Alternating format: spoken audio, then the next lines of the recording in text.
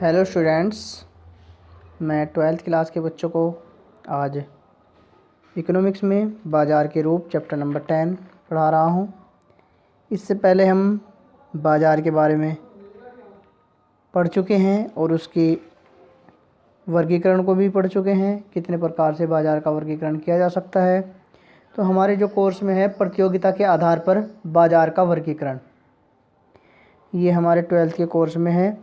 तो यह कितने टाइप से वर्गीकरण किया जा सकता है, इसके बारे में हम आज पढ़ेंगे। नंबर 1 पूर्ण प्रतियोगिता, नंबर 2 एकाधिकार, नंबर 3 एकाधिकार प्रतियोगिता, नंबर 4 अल्पाधिकार। तो आज हम पढ़ेंगे पूर्ण प्रतियोगिता बाजार क्या होता है। सबसे पहले देखते हैं पूर्ण प्रतियोगिता का अर्थ एवं परिभाषाएं।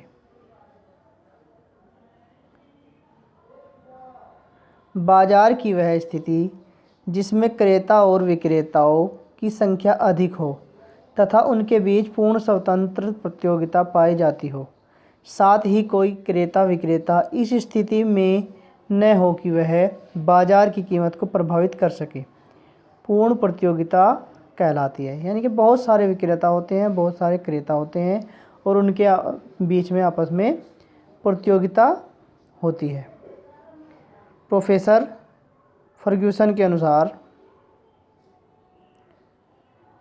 एक उद्योग पूर्ण प्रतियोगिता वाला तब होता है जब समस्त बाजार की तुलना में प्रत्येक क्रेता तथा विक्रेता इतना छोटा होता है कि वह अपनी खरीद अथवा उत्पादन में परिवर्तन करके बाजार कीमत को प्रभावित नहीं कर सकता है। नंबर 2 प्रोफेसर बोल्डिंग के अनुसार, प्रोफेसर बोल्डिंग ने क्या कहा है इसके बारे में।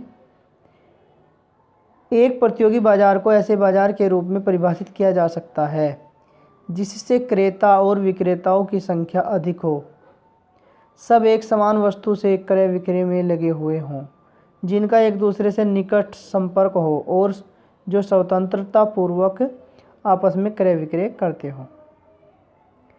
तो इसमें स्वतंत्रता पूर्वक क्रय विक्रय किया जाता है। बहुत सारे क्रेता होते हैं, बहुत सारे विक्रेता होते हैं और एक दो विक्रेता या क्रेता के आने या जाने से इसमें कोई रेट मूल्यों में कोई परिवर्तन नहीं आता है।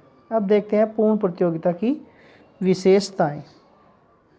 विशेषताएं क्या क्या होती हैं।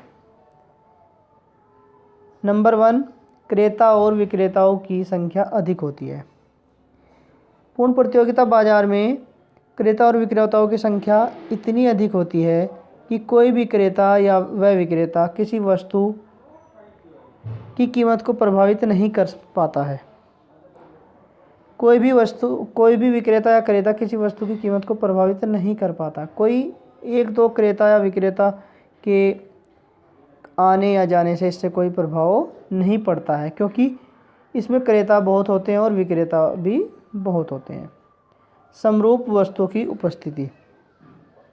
पूर्ण प्रतियोगिता बाजार में यह आवश्यक शर्त है कि इसमें बिक्री की जाने वाली सभी वस्तुओं की इकाइयाँ समान होनी चाहिए।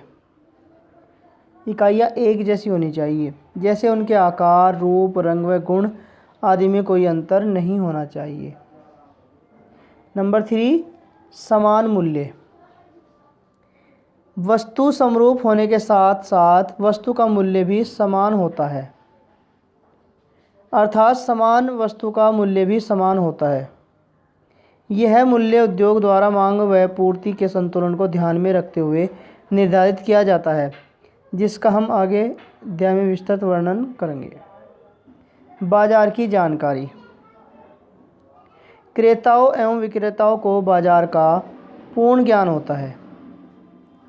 इसमें बाजार का पूर्ण ज्ञान होता है। क्रेता और विक्रेताओं को किसकी स्थिति कितनी है, किसी वस्तु का मूल्य कितना है, इसलिए कोई विक्रेता ज़्यादा मूल्य नहीं ले सकता है। नंबर 5 विक्रय लागतों की अनुपस्थिति होना।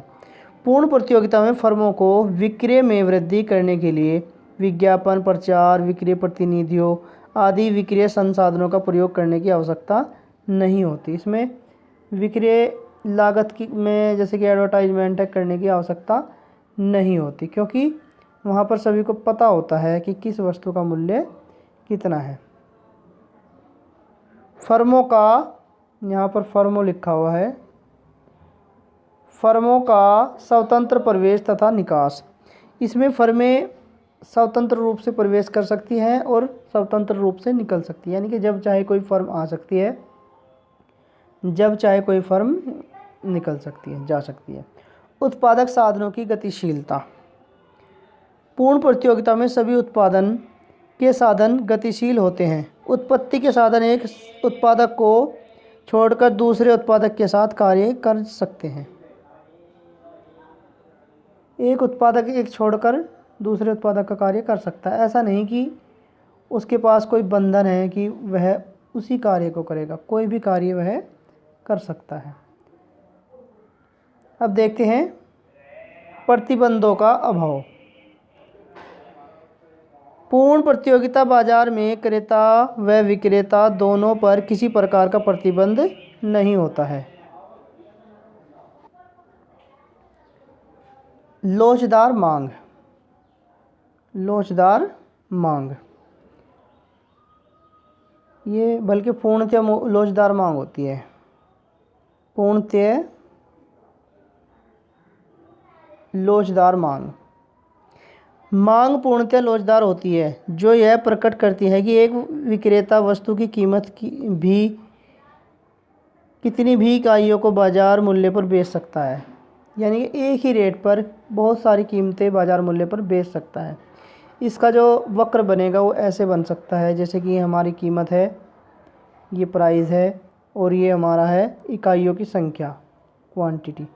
तो इसमें कोई भी प्राइस हो तो कितनी भी इकाइयाँ वह बेच सकता है। तो इस प्रकार का हमारा पूर्ण प्रतियोगिता वक्र बनेगा। अब देखते हैं नंबर 10, औसत आय एवं सीमांत आय बराबर होती है। इसमें औसत आय और सीमांत आय दोनों बराबर होती है। पूर्ण प्रतियोगी बाजार की यह विशेषता है कि इसमें औसत आय और सीमांत आय बराबर होती है, जिसके कारण औसत आय वक्र और सीमांत आय वक्र OX के समांतर होता है। यानी कि सीमांत आय वक्र और औसत आय वक्र दोनों ये जो होता है ये X अक्ष के समांतर होता है।